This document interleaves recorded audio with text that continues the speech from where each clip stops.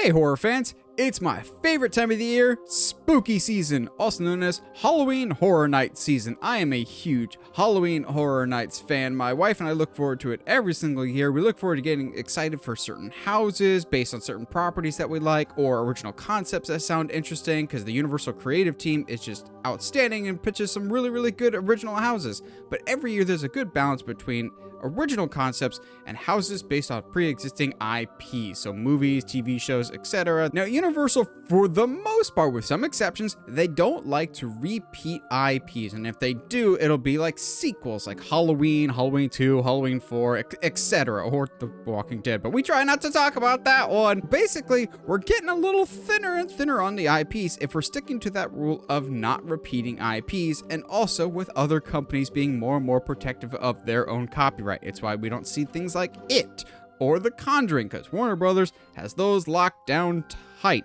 But today, I wanted to look at 6 potential properties that I think someday I would love to see at Horror Nights. Do I think they will actually come? Probably not. So let's talk about the top 6 movies that I would love to see at Halloween Horror Nights. At number 6, I love a good anthology house, whether it's like Slaughter Cinema or Trick or Treat, so to speak. I love a bunch of different little stories told in one bigger story, and that's kind of the case with Scary Stories to Tell in the Dark. Now, here's the great thing with this. You could either base it off of the movie from 2019 or the original books. The movie was incredibly faithful to those books, but for the people that didn't see the movie, you're not alienating them if they haven't seen it, just because they were so faithful to the original designs of the book for the movie that if you've only read the books, you could still go through this house and enjoy it, because any kid that grew up in the 90s and 2000s absolutely remembers how haunting and creepy those books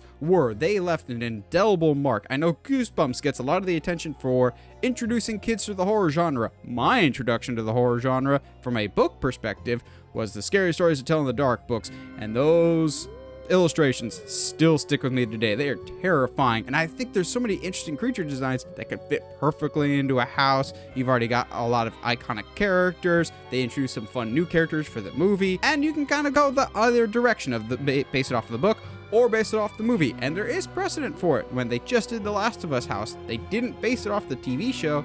They base it off of the video game, so you don't technically have to base it off the movie. You can get the legal loophole, I believe, if that's a thing that they wanted to do. At number 5, we've had other houses that are similar to this, but I don't care because I love this movie so much, and that is The Descent. I love The Descent because it's one of the proud and the few that's actually genuinely scared me. It's hard to scare a horror fan after you've seen a certain amount of movies. You're not surprised anymore. But The Descent genuinely terrified me and made me feel claustrophobic. I would absolutely love that feeling in a house. So basically, The Descent is a group of friends that go spelunking into a cave, and they get trapped in this cave with a whole bunch of terrifying creatures. Not necessarily the deepest of premise, and we've gotten things similar to it at Horror Nights, but it's that specific design of the creature for The Descent, and if you make it claustrophobic and feel like there's no escape, I think The Descent could be so much fun, terrifying, make it super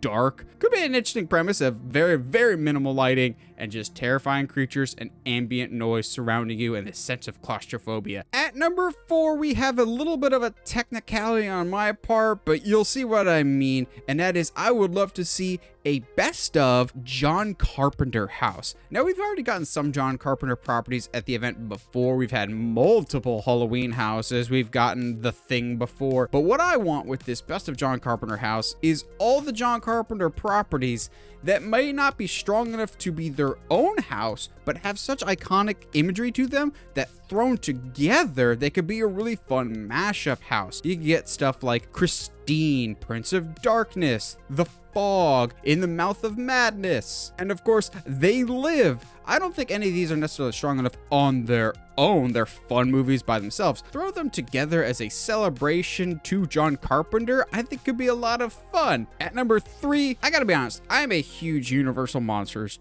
fan, as you can probably tell behind me. I just love most of the Monsters houses that Horror Nights has done. Not all of them, I'll be honest. But what if you tell me that we're gonna have a Monsters house? I'm gonna be on board. So what do we do with that for a movie perspective? I like comedy houses just as much as I love monster houses. So let's meet halfway and go with the Monster Squad. So if you don't know, the Monster Squad is basically Universal Classic Monsters kind of meets Stranger Things a little bit, or more like the Goonies. The Goonies meets Universal Monsters, of a group of kids just get together that love monsters and sci-fi and hunt down the classic Universal monsters. It is goofy, it's silly, but just a tiny bit scary. It could be the Funhouse, it could be the Ghostbusters Frozen Empire, or Ghostbusters, or Ash versus the Evil Dead. We always need at least 1 or 2 fun houses every year. Ones that aren't necessarily going to scare the crap out of you, but you can still have fun with. Plus, I know a lot of people are nostalgic for the Monster Squad. I came to it super late, and I really enjoy that movie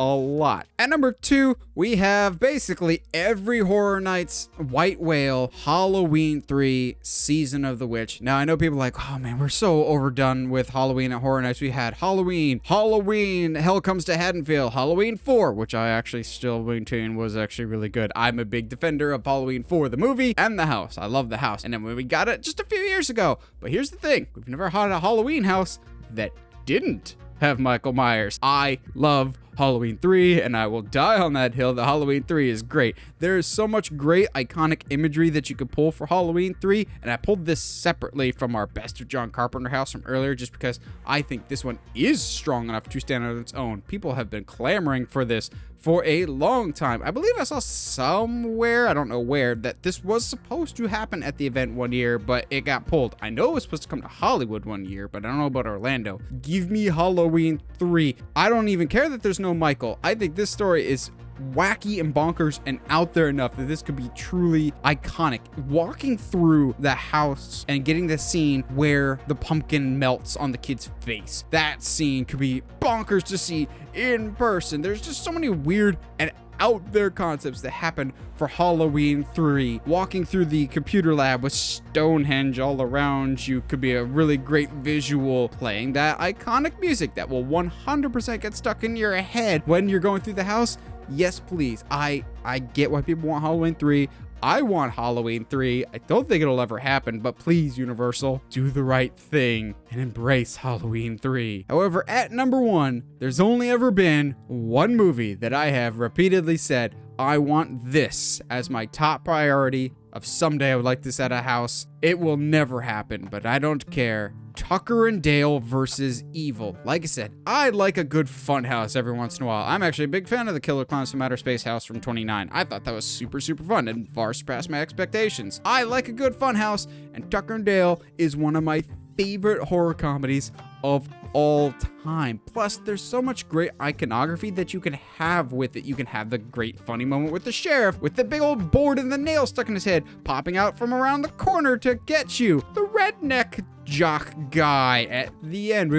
I won't go into full spoilers if you haven't seen it, but there is some over-the-top gore and kills in it that I think could play very well in a house, but also still be comedic. I love Tucker and Dale versus Evil, and I have wanted this for a house for so long, and all the set pieces have been done by Universal in the past. Of a cabin in the woods, you just had that with Yeti. Just merge them all together, make it Tucker and Dale vs. Evil. It's not that hard. I know I'm one of the few people that actually wants this, but I don't care. Well, what do you guys think? What are some movies that haven't been done at Horror Nights that you would love to see someday? Whatever your thoughts, let me know down in the comments below. As I like hearing from you guys. And as always, if you like what you see and want to see more, subscribe to the channel.